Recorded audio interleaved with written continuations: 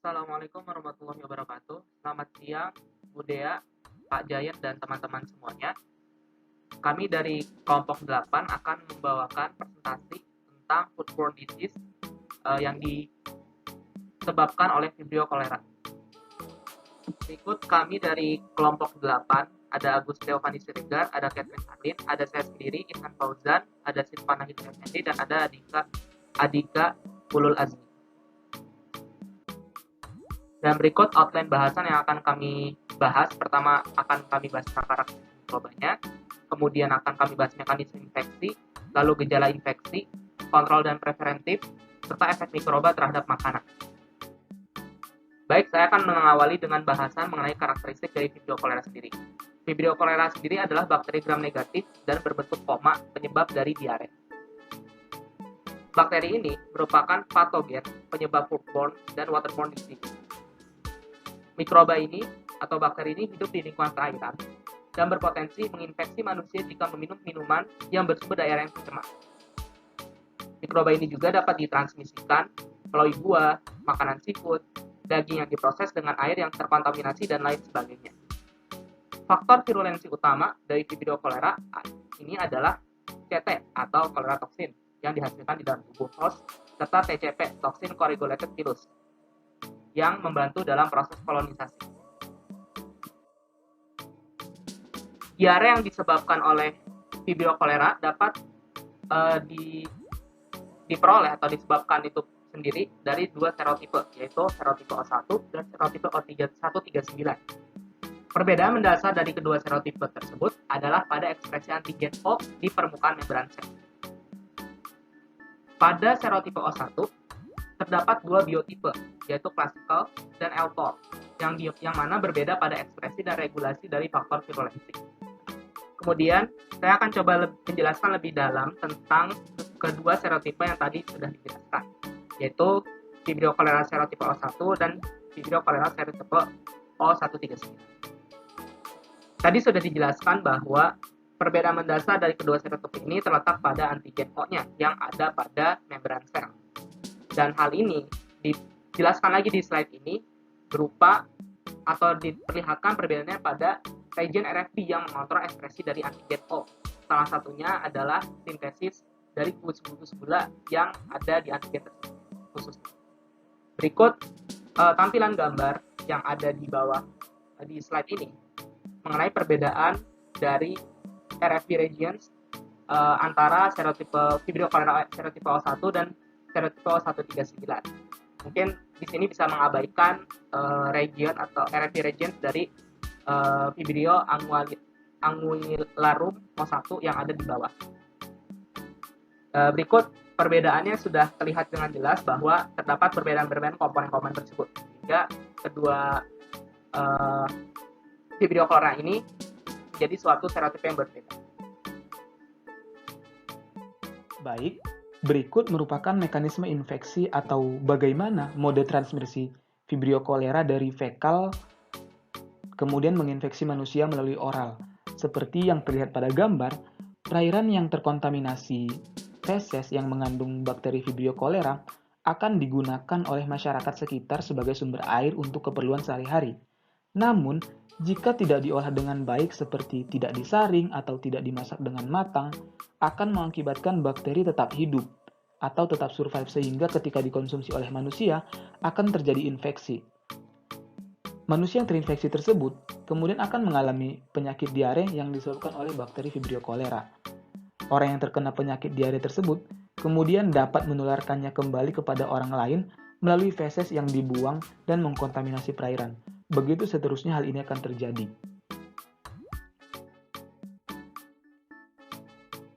Jika kita lihat lebih detail, seperti pada gambar di sebelah kiri, bagaimana sebenarnya bentuk-bentuk Vibrio cholera yang berada di lingkungan perairan. Mulai dari dalam bentuk biofilm di dasar perairan, biofilm yang menempel pada zooplankton atau fitoplankton, atau bahkan berada dalam fase planktonik. Kemudian, seperti yang telah dijelaskan sebelumnya, ketika bakteri ini mengkontaminasi perairan dan air tersebut dikonsumsi oleh manusia tanpa diolah dengan baik, maka akan terjadi infeksi. Feses orang yang terinfeksi Vibrio cholera akan mengkontaminasi perairan lagi atau mengkontaminasi dirinya sendiri atau orang lain. di mana hal ini biasanya terjadi ketika orang tersebut tidak mencuci tangan dengan bersih atau menyentuh makanan yang akan dimakan kemudian. Selanjutnya pada gambar di sebelah kanan, jika kita lihat lebih detail ketika Vibrio cholera berhasil masuk ke dalam tubuh manusia melalui saluran pencernaan, maka akan melewati lambung, yang juga menjadi salah satu barrier pertahanan tubuh dari patogen asing. Karena lambung sendiri memiliki sifat dengan pH asam. Jika jumlah bakteri yang masuk ke dalam tubuh sedikit, maka kemungkinan besar seluruhnya akan tereliminasi oleh pH asam yang ada di lambung. Namun jika jumlahnya cukup banyak, dalam hal ini Vibrio cholera dapat berupa membentuk mikrokoloni atau bahkan kita mengkonsumsi perairan yang terkontaminasi Vibrio cholera sampai dalam bentuk biofilmnya. Hal ini kemungkinan besar akan menyebabkan bakteri tetap survive melewati lambung dan mencapai usus. Kemudian di daerah usus ini, bakteri tersebut akan menempel dan mengkolonisasi permukaan sel epitel usus yang selanjutnya akan melepaskan toksin CT atau kolera toksin. Selanjutnya, bagaimana toksin yang dilepaskan oleh Vibrio cholera menyebabkan diare? Seperti yang terlihat pada gambar, Vibrio cholera yang telah mengkolonisasi permukaan sel epitel usus akan mensekresikan toksin CT. Toksin ini terdiri atas dua subunit, yaitu subunit A dan B. Subunit B berfungsi untuk menempel pada reseptor di permukaan sel usus. Sedangkan subunit A akan mengaktifkan adenyl sikalase yang selanjutnya berfungsi untuk mengubah AMP menjadi CAMP. Molekul CAMP yang tinggi di dalam sel akan mengakibatkan sel epitel menyebabkan sel epitel menjadi permeabel, sehingga ion-ion elektrolit seperti Cl akan keluar dari dalam sel. Hal ini juga akan diikuti oleh keluarnya molekul H2O. Hal inilah yang menyebabkan orang yang terinfeksi Vibrio cholera mengalami diare atau yang identik dengan dehidrasi karena tubuh kita kehilangan banyak cairan. Berikutnya akan dijelaskan mengenai gejala infeksi. Vibrio cholera dapat menginfeksi manusia dan menyebabkan penyakit kolera. Penyakit ini merupakan golongan gastroenteritis, di mana ciri khas dari penyakit ini adalah adanya feses yang tampak seperti cucian beras. Infeksi dari kolera seringkali menunjukkan gejala ringan atau dapat bersifat asimptomik tanpa gejala, namun berpotensi untuk menularkan. Kebanyakan orang dengan kasus ringan pulih sekitar 3 hari. Kurang lebih 1 dari 10 orang yang terinfeksi akan mengalami gejala berat. Hilangnya cairan tubuh yang cepat dapat menyebabkan dehidrasi berat yang berujung pada shock hipovolemik. Jika tanpa penanganan, maka kematian bisa terjadi dalam hitungan jam. Berikut gejala umum yang terjadi pada infeksi kolera. Tanda gejala muncul setelah 24 jam infeksi, terjadi diare cair, kram perut, muntah, dehidrasi, dan demam. Diare terkait kolera datang secara tiba-tiba dan dapat dengan cepat menyebabkan kehilangan cairan yang berbahaya dan diperkirakan sebanyak 1 liter per jam. Diare akibat kolera seringkali berwarna pucat seperti susu yang menyerupai air cucian beras. Muntah terjadi pada tahap awal kolera dan dapat berlangsung selama berjam-jam. Sedangkan dehidrasi dapat berkembang dalam beberapa jam setelah gejala kolera mulai dan berkisar dari ringan hingga parah. Penurunan 10% atau lebih dari berat badan menunjukkan dehidrasi parah. Tanda dan gejala dehidrasi kolera diantaranya mudah tersinggung, kelelahan, mata cekung, mulut kering, rasa haus es krim, kulit kering dan keriput, sedikit buang air kecil, tekanan darah, dan detak jantung tidak teratur. Dehidrasi dapat menyebabkan hilangnya mineral dalam darah dengan cepat dan yang menjaga keseimbangan cairan di dalam tubuh yang disebut dengan keseimbangan elektrolit. Setiap orang dapat saja terinfeksi Vibrio cholera. Namun, infeksi dari Vibrio cholera akan dapat bertambah parah dan terjadi komplikasi pada kelompok orang penderita kanker, liver, HIV, diabetes, alasan orang-orang yang sudah melakukan terapi sistem imun, dan orang-orang yang baru saja melakukan operasi Crohn. Berikut gambaran persebaran kasus kolera di dunia pada tahun 2008 hingga tahun 2012. Dapat dilihat pada peta bahwa terjadi kasus endemi kolera di berbagai negara. Perbedaan warna menunjukkan perkiraan jumlah kasus yang terjadi, di mana warna merah berarti daerah tersebut memiliki lebih dari 50.000 kasus. Berikut data kasus kolera oleh WHO dari tahun 1989 hingga tahun 2016. Pada grafik dapat dilihat kasus terbanyak kolera berasal dari Amerika ditunjukkan dengan warna ungu dan Afrika ditunjukkan dengan warna hijau. Di tahun 2016 terdapat sebanyak 132.121 orang terkena kolera dan 2.420 orang mengalami kematian. Vibrio menyebabkan 80.000 orang terkena infeksi setiap tahunnya di Amerika Serikat. 52.000 orang diantaranya diakibatkan dari keracunan makanan. Pada beberapa tahun terakhir, masih terjadi outbreak kolera. Beberapa outbreak yang terjadi seperti di Yaman, pada tahun 2018 dilaporkan sebanyak 1,2 juta kasus dan lebih dari 2.500 orang meninggal dunia. Lalu pada tahun 2020 terjadi outbreak juga di Somalia dan dilaporkan penambahan kasus sebanyak 294 kasus baru dan 1 orang meninggal dunia. Lalu bagaimana kasus kolera di Indonesia? Pada tahun 2018 tidak ada kasus kolera dilaporkan. Data yang tersedia saat ini di Indonesia hanya data diare yang bersifat umum. Artinya, diare yang terdokumentasi itu disebabkan oleh banyak hal dan tidak spesifik. Ada kemungkinan bahwa kasus-kasus kolera dimasukkan ke data diare dengan definisi yang bersifat umum. Terkadang, data tersebut tidak disertai diagnosis laboratorium sehingga kasus kolera tidak terlacak. Pada bagian berikutnya akan dibahas mengenai kontrol dan preventif. Seperti yang telah dipaparkan sebelumnya, kolera dapat ditransmisikan melalui air, feses, dan makanan. Oleh karena itu, pencegahan penyakit kolera secara umum dapat dilakukan dengan penyediaan akses air bersih dan sanitasi yang baik. Nah, berikut adalah 5 langkah dasar dalam mencegah penyakit kolera menurut CDC. Langkah yang pertama adalah menggunakan air bersih. Antara lain untuk keperluan minum, menyikat gigi, mencuci dan menyiapkan makanan, serta membuat es batu. Air yang bersih antara lain adalah air kemasan bersegel, minuman dalam kemasan kaleng atau botol. Nah, bila tidak tersedia, dapat juga menggunakan air yang telah disterilisasi dengan cara direbus selama setidaknya 1 menit atau didisinfeksi menggunakan produk klorin sesuai instruksi produk atau menggunakan pemutih sebanyak 8 tetes pemutih per galon air atau 2 tetes pemutih per liter air.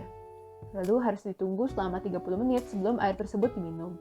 Nah, air yang telah bersih dan ditreatment harus disimpan dalam wadah yang bersih dan tertutup.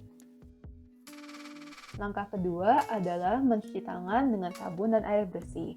Cuci tangan setelah, saat, dan sebelum menyiapkan makanan, setelah menggunakan toilet, setelah dan sebelum merawat penderita kolera. Nah, langkah-langkah mencuci tangan ini tentu saja sudah sangat familiar, tapi yang sering kita abaikan adalah rekomendasi untuk menggosokkan tangan dengan sabun selama 20 detik agar sabun merata pada punggung tangan, sela-sela jari, dan kuku. Langkah ketiga adalah membuang feses sesuai tempatnya. Defekasi dapat dilakukan dalam toilet maupun fasilitas sanitasi lainnya, dan jangan lupa mencuci tangan setelahnya. Toilet dan permukaan yang terkontaminasi oleh feses harus dibersihkan secara berkala dengan larutan pemutih dan air dengan perbandingan 1:9. Bila tidak ada toilet, defekasi dapat dilakukan pada lokasi jarak 30 meter dari badan air, lalu feses harus dikubur. Nah, toilet sementara dapat dibuat dengan menggali lubang dengan kedalaman sekitar 0,5 meter dan juga berjarak 30 meter dari badan air agar tidak mencemari badan air tersebut. Langkah keempat adalah memasak makanan dengan baik. Makanan, terutama seafood, sebaiknya dimasak hingga matang dan dikonsumsi dalam keadaan panas. Jangan biarkan makanan di udara terbuka agar tidak mengundang faktor penyakit seperti lalat. dan juga hindari makanan mentah selain buah dan sayur yang dikupas sendiri. Langkah kelima adalah membersihkan diri dan mencuci baju dengan jarak sekitar 30 meter dari sumber air minum.